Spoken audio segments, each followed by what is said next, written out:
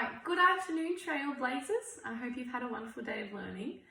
Now, I know that there has been something from our class that I have been missing so much, and it is reading our class book. And I have managed to go into school and go and pick it up so that we can read it all together, okay? And I have a very special guest with us that is very excited to hear our class book as well. So Daisy's going to come and join us today, okay? So if you've already finished your learning for the day, feel free to grab a blanket and snuggle up and listen, or you can watch as well. Feel free to grab your pet if you would like to. So before the end of term, we ended up getting all the way up to chapter 11. Okay, so that's the chapter we're going to start reading today, and we're only going to read one chapter, which means you're going to have to wait till the next time I post a video of our story time for the next chapter. So this chapter from our book, The Magic Faraway Tree, is called Up the Tree Again. Everyone crowded into Silky's room inside the tree. "How did we get back to the tree?" asked Dick in amazement. Silky told him, "We found you all asleep on that big bed, and we rubbed on it some of the Whizzaway ointment. The very last bit left, and it whizzed away here. Oh, and we wetted the Sandman's sand so that we couldn't throw sand into our eyes and make us go to sleep. What's his name was clever too. He slit the bottom of the sack with his knife, found a handful of dry sand there, and threw it at the Sandman himself," said the angry pixie. "And he went right off to sleep and couldn't interfere with us anymore." "It was all Dick's fault," said Joe. "We said we wouldn't go to any more lands, and he went up there and got caught by the Sandman. So, of course, we had to go after him." "Sorry," he said. "Anyway, everything's all right now. I won't do it again."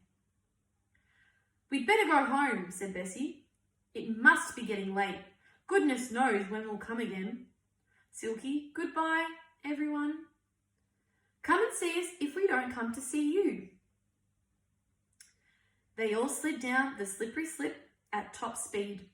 Then they walked home, talking about their latest adventure. "It was so strange being awake and having dreams," said Fanny. "Do you remember the muffins that turned into kittens?" "I wish a really nice land would come to the top of the tree," said Joe. "Like the land of Take What You Want. That was fun. I wonder if it will ever come again." For about a week, the children did not even go into the enchanted wood. For one thing, they were very busy helping their parents. And for another thing, they felt that they didn't want any more adventures for a little while. And then a note came from Silky and Moonface. This is what it said.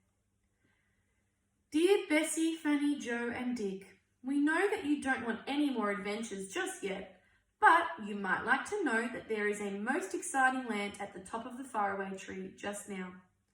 It is the land of Do As You Please, even nicer than the land of Take What You Want. We are going there tonight. If you want to come just before midnight and you can go with us. We will wait for you till then. Love from Silky and Moonface." The children read the note one after another. Their eyes began to shine. "Shall we go?" said Fanny. "Better not," said Joe. "Something silly is sure to happen to us. It always does." "Oh, Joe, do let's go," said Bessie. "You know how exciting the enchanted wood is at night, with all the fairy folk about and the faraway tree lit with lanterns and things. Come on, Joe, say we'll go." "I really think we'd better not," said Joe. "Dick might do something silly again." "I would not," he said in a temper. "It's not fair of you to say that." "Don't quarrel," said Bessie. "Well, listen. If you don't want to go, Joe, Fanny and I will go with Dick. He can look after us." "Ugh, Dick wants looking after himself," said Joe. Dick gave Joe a punch on the shoulder, and Joe slapped back. "Oh, don't," said Bessie. "You're not in the land of do-as-you-please now." That made everyone laugh. "Sorry, Joe," said Dick. "Be a sport. Let's all go tonight. Or at any rate, let's go up the tree and hear what Silky and Moonface can tell us about this new land. If it sounds at all dangerous, we won't go. See?" "All right," said Joe, who really didn't want to go just as badly as the others, but felt that he ought not to keep leading the girls into danger. "All right, we'll go up, talk to Silky and Moonface, but mind, if I decide not to go with them, there's to be no grumbling." "We promise, Joe," said Bessie. And so it was settled. They would go to the Enchanted Wood that night and climb the faraway tree to see their friends. It was exciting to slip out of bed at 11:30 and dress. It was very dark because there was no moon. "We shall have to take a torch," said Joe. "Are you girls ready? Now, don't make a noise or you'll wake Mother." They all crept downstairs and out into the dark, silent garden. An owl hooted nearby, and something ran down the garden path. Bessie nearly squealed. "Shh! It's only a mouse or something," said Joe. "I'll switch on my torch now. Keep close together and we shall all see where we're going." In a bunch, they went down the back garden and out into the little lane there. The Enchanted Wood loomed up, big and dark. The trees spoke to one another softly. "Wisha, wisha, wisha," they said. "Wisha, wisha." The children jumped over the ditch and walked through the wood, down the path they knew so well. The wood was full of fairy folk going about their business. They took no notice of the children.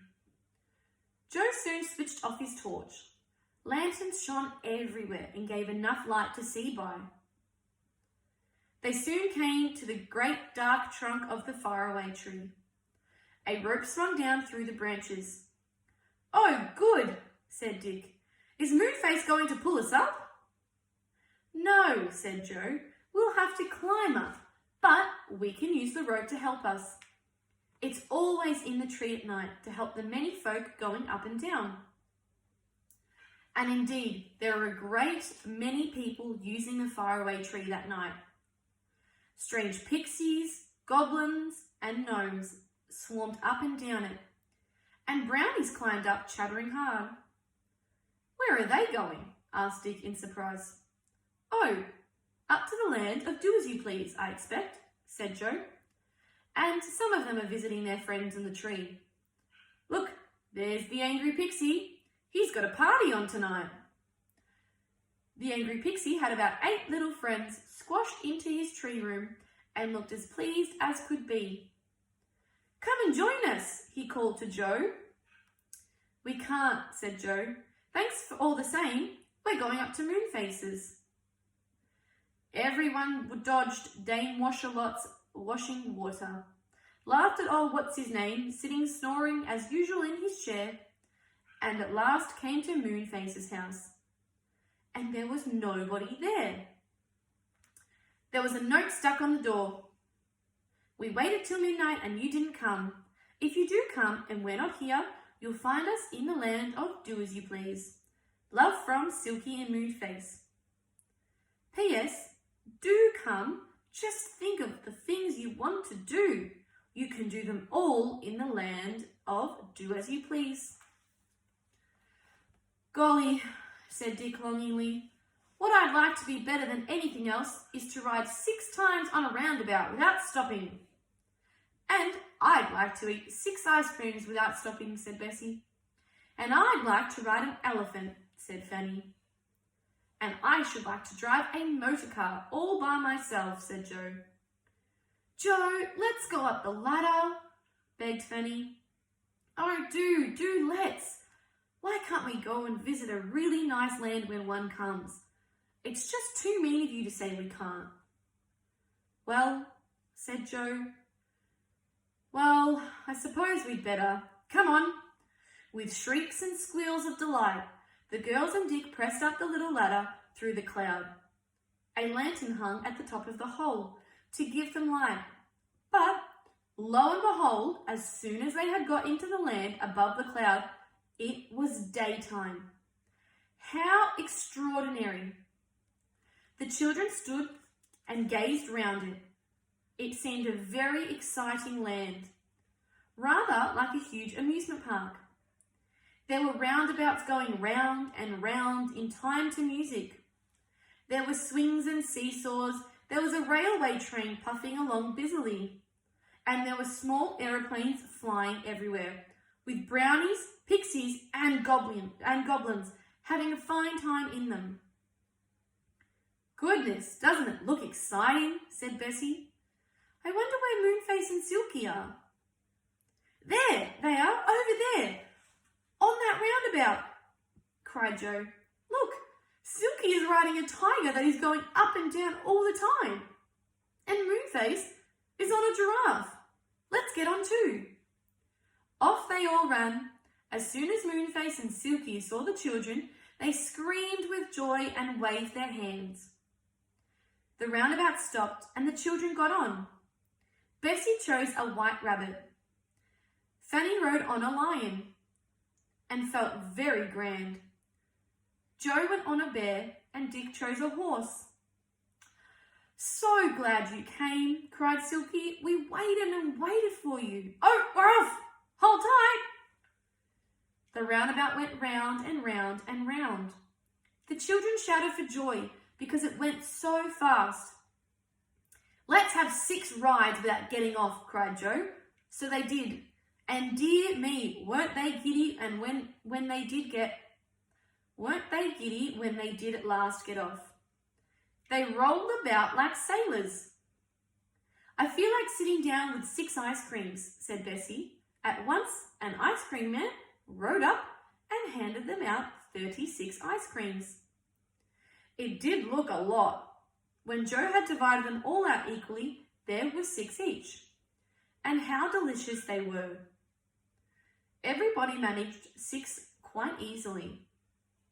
"And now, what about me driving that railway engine?" cried Joe, jumping up. "I've always wanted to do that. Would you all like to be my passengers? Well, come on then." And off they all raced to where the railway train was stopping at a little station. "Hi-hee!" yelled Joe to the driver. "I want to drive your train." "Come along up then," said the driver, jumping down. "The engine is just ready to go." And that is the end of that chapter. So the next chapter we're up to is called The Land of Do As You Please. Okay, I wonder what mischief and what trouble the children are going to get up to in the next chapter. I hope you enjoyed reading and listening to our class story all together, and we're going to continue this on. It might not be every day, it might be every couple of days, but keep an eye out for the next chapter so you can listen to it as well and so you don't miss any of it. I hope you all had a wonderful day with your learning today, and I will see and speak to you all soon.